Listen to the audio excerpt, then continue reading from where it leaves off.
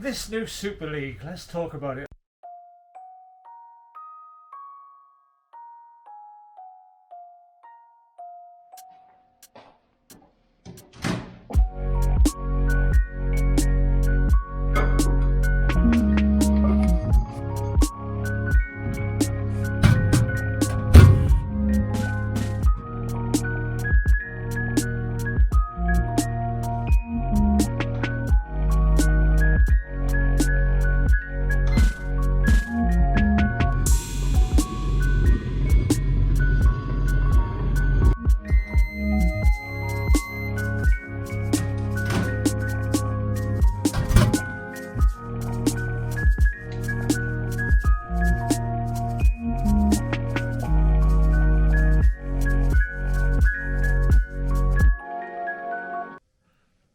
Quite a big day today, the 23rd of April, St George's Day. It's our wedding anniversary, and it's 97 years since Cardiff City won the FA Cup, beating Arsenal 1-0 at Wembley. The only time, and still is, the only time the Cup has been outside England. And for me it was another great day. My dad was born in 1927. He never really related to the birthday, but he always said he was born in 1927, the year Cardiff City won the FA Cup. Something he was pretty proud of. But I'm going to tell you a few little things about our anniversary, the day itself, and and about the FA Cup as well. So we're also going to talk about the new Super League, which has had its highs and lows this week, and I think it's on its low, but there's certain members still trying to raise the phoenix out of what is left of the ashes, really. But let's start off. As I say, it's our wedding anniversary. We've been married far too long. I actually remembered it this year, which was great, but that was because my daughter reminded me, our friends reminded me, and when I went down to the local newspaper shop, the card shop, the guy actually had it on his computer to say, "Mike, it's your anniversary, not your wife's birthday," which I thought was customer service beyond compare, really. So yeah, I've bought the card, and I bought the flowers, and the sun's shining, and I took my wife breakfast in bed. So brownie points are really, really high. Except with Cardiff winning the FA Cup in 1927, I thought a little commemorative mug would be good for her as well. So I gave her that this morning, which only arrived just in time. And I was quite chuffed with myself, but even though it was icy outside with the frost, it seemed to be quite icy inside as well. But we'll get over that, I'm sure, as the day carries on, and a KFC tonight will certainly add to the bonus of it all. I was probably about 7 or 8. Cardiff City were playing SB Hamburg in the European Cup Winners' Cup, and the capacity at the Ninian Park was about 25,000, and the story goes that there was over 55,000 in there. I think I can testify on that because my father stood me in front of one of the crowd barriers. My uncle was the other side, and he was had my arm his arm looped around me because the crowd was just so intense.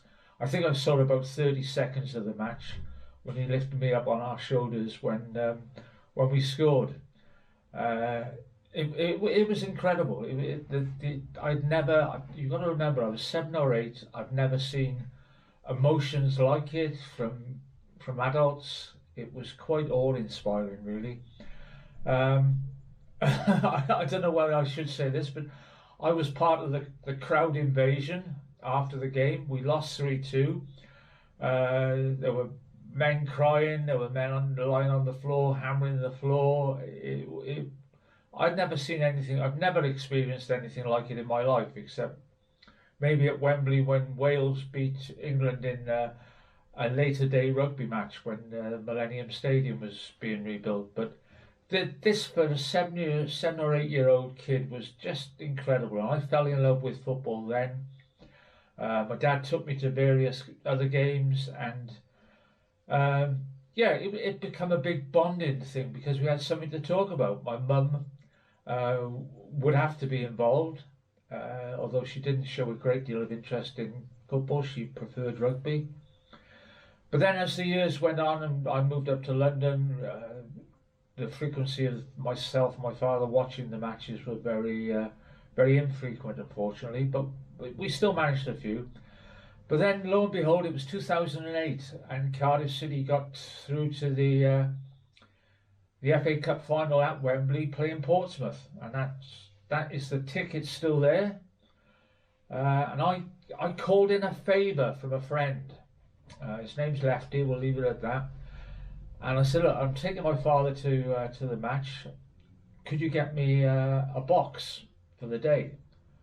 And he said, yeah, I'll try and get you the best box I can, Mike, but I can't promise. Most of them are already gone, booked up years in advance, but I'll see what becomes available. So yeah, I told my dad, and he was open. He actually cried when I told him. He said he'd never believe he'd ever make Wembley. He told the whole street. He told the rugby club. Well, he told anyone who listened to. I think the bank manager knew as well down in Woodchurch. But it was a big day. It was a huge occasion for him, and he loved it. We got up there early. We were there 2 hours before the match, and Pat comes to me and says, "Mike, you better come and have a look at the toilets." I said, "Why? What's up, darling? Are they not working or something?" She said, "No, you better come and have a look at them." So I go into the toilets, and it was the ladies' toilet. And I opened it, and I was just gobsmacked. The walls were gold, sort of gold mirrors or stainless steel, or the taps were gold. Everything was gold. Yeah, so Pat's come out and told me about the gold in the toilet. I've seen the toilets. I'm thinking, oh, what am I going to do here now? This looks rather plush. Go out again and see how my dad's getting on. He's doing fine. Now a few people are talking to him. So I said, "Dad, you okay?" He said, yeah, Michael, just leave me.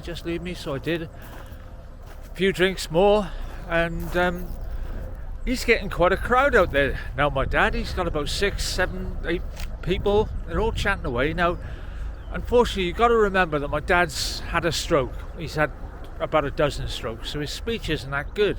So I was a little bit concerned about how he was coping.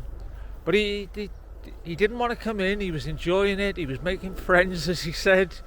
He introduced me to some guy who would come up from Portsmouth, and yeah, it was quite good. But the food come in, and he came in then. He said, "Michael, you know whose box this is, do you?" I said, No. I said, "Do you remember Lefty got it for us? Chap you met a long time ago." And he said, "Oh yeah." "Oh no," he said, he's the man out there from Portsmouth. He tells me that it's actually David Beckham's box." So I go and see the manager, and he says, "No," he said, "it's all sorted out. Lefty sorted it out for you. He's all the food's included, everything that you want." So I said, "Great, thank you." I went and told my dad. My dad was over the moon. He's sort of quite proud to go out, and he's taking. In fact, I think he was starting to lie then, saying that he was David Beckham's dad. But the one little joy for me, one of the girls come around, the hospitality girls, and said, "Would your dad like a tour of the stadium?" And I said, "Oh, to be honest," I said, he's over the moon, just sat there telling people his stories. I said, "Oh, we'll just leave him. He's happy." But I said, the little girl who was with us, Justice, she her hero was in the TV box as we walked down, and it was Alan Shearer. So I just wondered if we could walk down. She could have a look from the outside. So the woman said, "Yeah, fine." So she walked us down. It was quite a long way. You don't realise how big the inside corridors of Wembley are. So we got to outside the BBC. I assume it was BBC. I think it was. The camera box is there, and there's Alan Shearer, and this is still pre-match, but they're just having a laugh. And he sees me with this young girl, stood outside looking in, and he come out and he introduced himself. He said, "I'm Alan Shearer." I said, "Yeah, we know that. Justice Shearer's a big fan of you. Her father's from Newcastle, and she follows you quite a bit." And he was really good. He was top guy. He took her into the TV box. He sat her down. He sort of showed her the TV cameras and stuff like that. And she come out of there with some lanyard, I think, that was the BBC Crew lanyard for the FA Cup final. And she obviously had her programme, and she got him to sign the programme. So yeah, it was quite ironic. She was about 8 and very similar to me. My dad took me to see Cardiff City versus SV Hamburg, and that was her first football match, and I've taken her to see Cardiff City versus Portsmouth.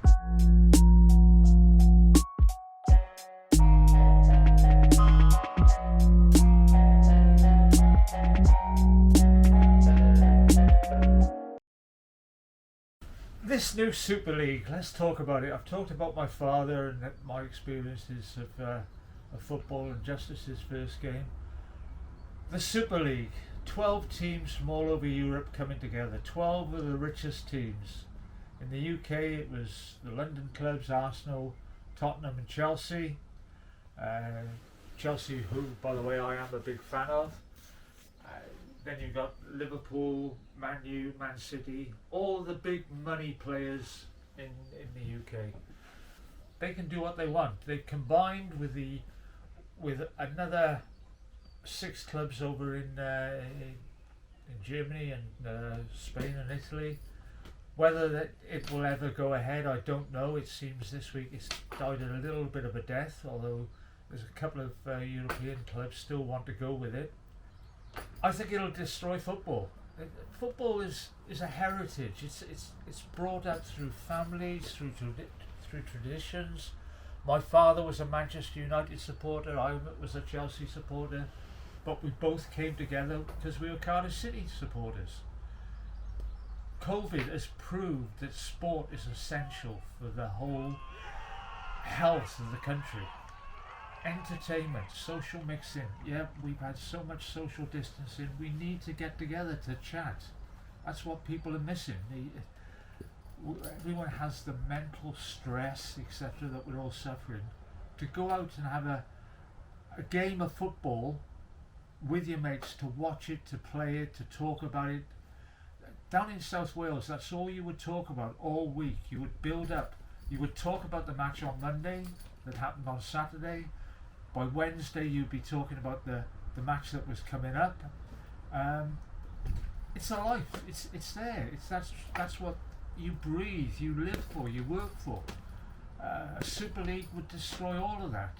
It would destroy everything. There's huge money in the new Super League. I think the battle that would enrage between Sky, Amazon, even Netflix, I don't know, everyone would want the Super League. All the other leagues under the Super League would be forgotten. The Super League would become dominant. It would become very much like in America with the NFL. There would be no promotion or relegation. You win the league.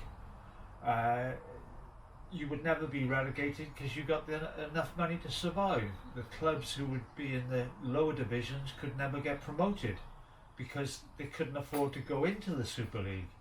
So you're very restrictive. It would just kill the game, I feel. You would have the elite. Yes, it would be nice to see Ronaldo and Messi and Gareth Bale all running around in this new Super League, but what hope does it give the kid that's just starting in the academy down at Cardiff City, who's got this huge promising career ahead of him that's really going to go nowhere? He can try all he wants, but unless he's a very, very lucky individual, he will never make the Super League. That will be put on a pedestal away from the normal person. And soon as kids know that they can't reach their ultimate goal, they'll give up. They'll turn to something else. And let's be fair, they're all high tech these days, playing their computer games and on their phones and wherever. Let's just try and keep sport alive. And I really hope the Super League does not take place. And that's fingers crossed.